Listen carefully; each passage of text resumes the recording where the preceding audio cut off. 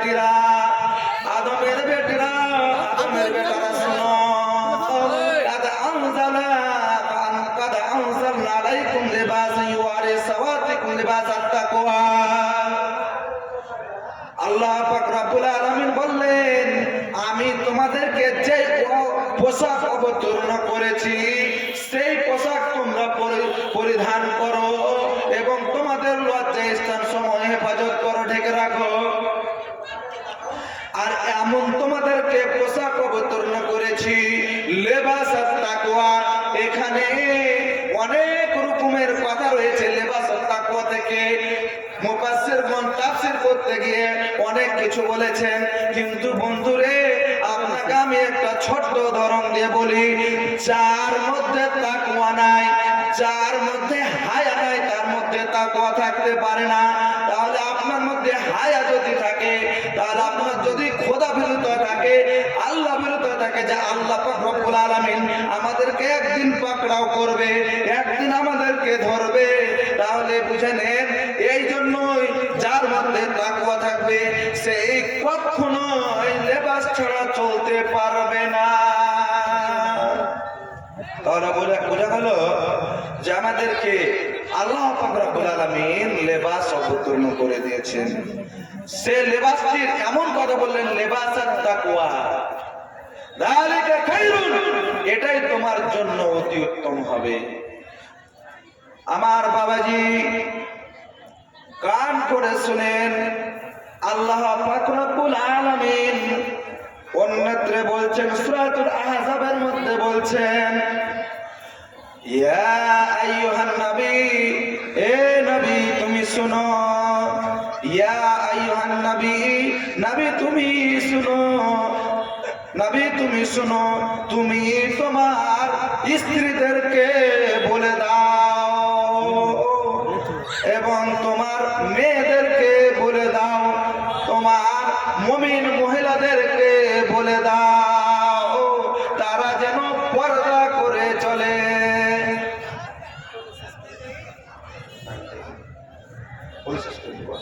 আচ্ছা আচ্ছা, হ্যাঁ, আল্লাহ পাক রব্বুল আলামিন শর্ট বলছি বাবাজি কান করে শুনেন।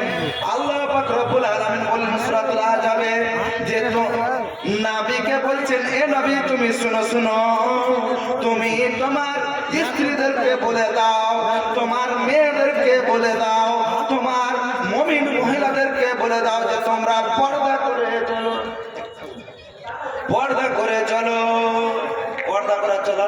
নবীকে আদেশ করছেন, আপনি আমি কি?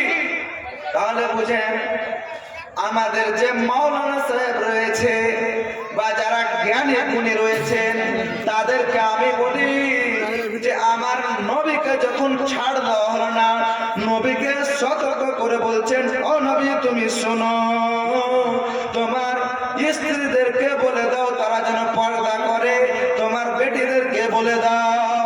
তাহলে আমাদেরকে নবীকে যখন এত কড়া করে বলেছে আমাদেরকে সতর্ক হতে হবে। আল্লাহ পাক রব্বুল আলামিন সূরাতুল আহজাবে বলছেন, ওয়াকারনা ফি বুয়ুতিকুন্না ওয়ালা তাবাররাজনা তাবাররুজাল জাহিলিয়াতিল উলা। মেয়েরা পর্দা থাকার বস্তু, তারা পর্দার মধ্যে থাকবে, তারা বাড়িতে থাকবে। ওয়াকারনা ফি বুয়ুতিকুন্না ওয়ালা তাবাররাজনা তাবাররুজাল জাহিলিয়াতিল উলা, তারা যেন জামানা জাহিলিয়াতের মতো বেপর্দা হয়ে রাস্তাঘাটে বের হয়ে না যায়। আল্লাহ পাক রব্বুল আলামিন এই আয়াতের মধ্যে অপর অংশতে বলছেন, নবী বলছেন তুমি সাধারণ মানুষ না, সাধারণ তুমি একজন আল্লাহ রাসূল, তোমার স্ত্রীদেরকে ঠিক করো। তাহলে আপনার মেয়ে আমার মেয়ে বেহায়াতে লিপ্ত থাকবে, হ্যাঁ, আপনার স্ত্রী বেহায়াতে লিপ্ত থাকবেন, আপনি সালাত আদায় করে করবেন কি? কিছুই কাজে আসবে না। অতএব আমাদেরকে পর্দা করা লাগবে, আমার মেয়েদেরকে পর্দা করা লাগবে। পুরুষদের ব্যাপারে একটা হাদিস বলে দিই, আল্লাহ পাকের রাসূল তা হযরত আলীকে বলছেন, এ আলী তুমি শুনো শুনো,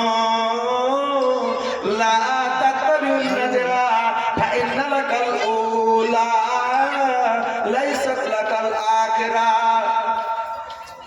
বলছেন নবী লা তাত্তাবিউন নাজরা, তোমরা তোমাদের চক্ষুটাকে কোনো দিকে দিয়ে যাবে না। যদি আপনার চক্ষুটা প্রথম দৃষ্টি পড়ে যায় তাহলে আপনার চক্ষুটাকে ফিরিয়ে নিন। দ্বিতীয় নজর বা তৃতীয় দৃষ্টি যেটা হবে সেটা হলো শয়তানের পক্ষ থেকে, সেটা আপনার জন্য জায়েজ হবে না। প্রথম দৃষ্টিটা আপনার জন্য জায়েজ। অতএব বন্ধুরে, এই আয়াত আমাদেরকে বুঝাইতে চেয়েলেন যদি আমার নজরটা পড়েই যায় তাহলে আমাদেরকে নজরটা ফিরিয়ে নিতে হবে, নজরটা ফিরিয়ে নিতে হবে। মাওলানা সাহেব বলেছেন, আমাদের মক্তবের মুফতি সাহেব বলেছেন, একবার তাকানো যায়, এমন করে তাকাবো, এমন করে তাকাবো শহীদ হয়ে যাবো, তবুও চোখ সরাবো না। এরকম পুরুষরা মনে ভাবে। কিন্তু নবী বলছেন, হে আলী, তুমি তোমার যদি প্রথম দৃষ্টিটা কোনো মহিলার দিকে পড়ে যায় তুমি অতি শীঘ্রই তোমার চক্ষুটাকে ঘুরিয়ে নেবে।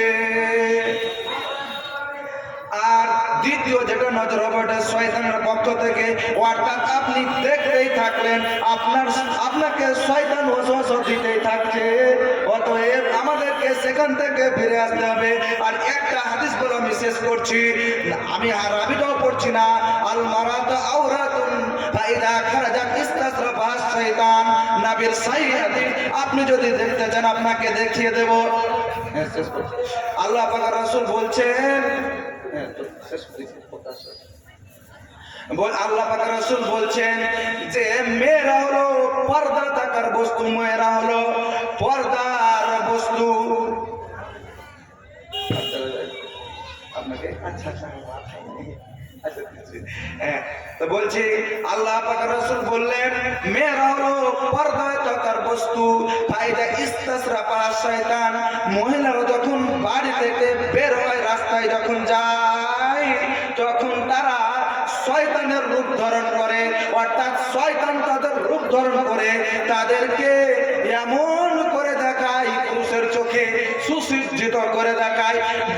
নারীদের এমন অঙ্গগুলোকে দেখাবে, ছোট অঙ্গ তাকে বড় করে দেখাবে, প্রকাশ করে লম্বা করে দেখাবে। এত সুন্দর মহিলা চলে গেল, এবার দেখো দেখো শয়তান আপনাকে ওয়াসওয়াসা দেবে। অতএব আমাদেরকে সেখান থেকে সতর্ক হতে হবে। আর আমি লম্বা করছি না, অবশেষে আমার বাবাজিদের কাছে আমি ক্ষমা চেয়ে আমি আমার বক্তব্য ইতি করছি। আমার যদি বলার মাধ্যমে ভুল করিত হয় আপনারা ক্ষমার দৃষ্টিতে